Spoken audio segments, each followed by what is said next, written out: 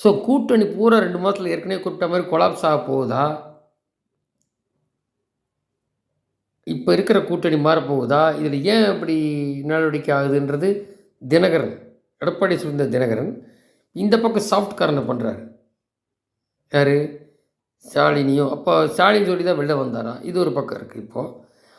அப்புறம் நிறைய அரசியல் கட்சிகள் விஜய் மௌனம் கலைக்கணுங்கிறாங்க. இதில் காங்கிரஸ் வேறு, இவர் ஃபாரின் எப்போ பார்த்தாலும் ஃபாரின் போகிற ராகுல் ஃபாரின் போயிருக்கார். அவர் வந்துட்டு ஒருவேளை இங்கே கரூர் வந்தார்னா அது வந்து எரிச்சலை தரும் ஸ்டாலினுக்கு கூட்டம் இருக்கிறனால.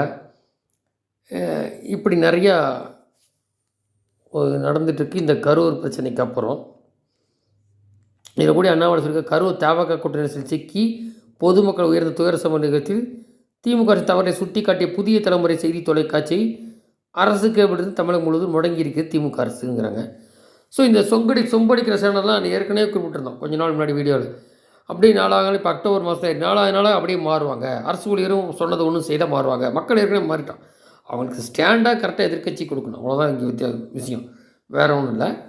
அதில் ஒரு சில தகவல் ஏற்கனவே கொடுத்து மறுபடியும் நினைவுக்கு கொடுக்குறேன் கடைசியில். இப்போது இவங்க வந்து இப்போது யூடியூபர் கைது பண்ணாங்க கொஞ்ச நாள் முன்னாடி. பண்ணி சாயந்தரம் வெளியில் விட்டுட்டாங்க. இப்போது மெயின் ஸ்ட்ரீம் புதிய தலைமுறை இந்த மாதிரிலாம் வந்து கேபிளில் கொடுக்குறத கட் பண்ணுறாங்க. ஊடகங்கள் திமுக அரசு ஊதுகுழலாக செயல்பட வேண்டும் என்று எதிர்பார்க்கிற ஸ்டாலின்.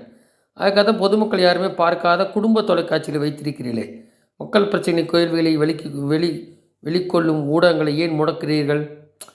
நீ சன்லி கலைஞர்களையும் என்னமோ போடு, புராணத்தை தொலைக்காட்சி எதுக்கு முடக்கிறேன்?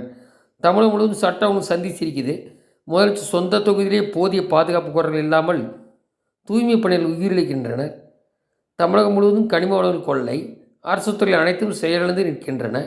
இப்படி ஒரு இருண்ட சூழலில் தமிழகத்தை கொண்டு வந்து நிறுத்திவிட்டு ஊடகங்களை முடக்கிவிட்டால் மக்களுக்கு எதுவும் தெரியாது என்று முட்டாள்தனமான ஐடியாலாம் உங்களுக்கு யார் கொடுக்கிறார்கள் ஸ்டாலின் அவர்களே அப்படின்ட்டார்.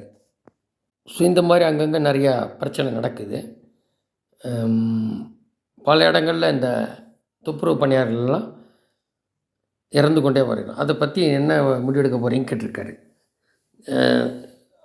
திருச்சி உட்பட நடந்திருக்கு. சரி, இப்போது விஜய்கிட்ட வந்து இப்போ இந்த செல்வப்பிரங்கிறது திமுக சொம்புன்ட்டாங்க. இப்போ திருமாவளவன் பேசுகிறாரு, திமுக சார்பாக பேசுகிற பார்லிமெண்ட்டு எல்லா பக்கம் பேசுகிறது, விஜய் போய் ஆர்எஸ்எஸ்ங்கிறது இப்படி நிறைய.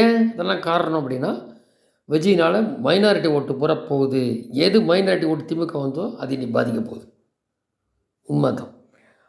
அப்போ அவர் வந்து நானே அவரே வீடியோ போட்டார், இனி வந்து ஸ்ட்ரென்த்தாக தான் வருவோன்ட்டார். அதுக்கு இவங்களுக்கு மெயின் சப்போர்ட் வேணும்.